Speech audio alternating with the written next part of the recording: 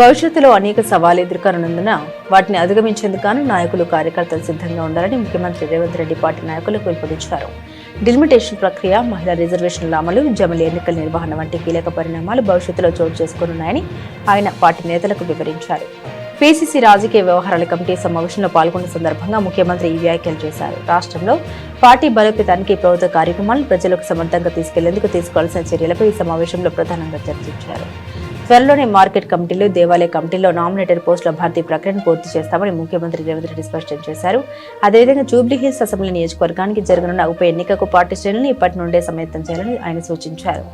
Party కోసం నిరంతరం శ్రమించే వారికి సముచిత స్థానం లభిస్తుందని ముఖ్యమంత్రి ఉద్ఘాటించారు.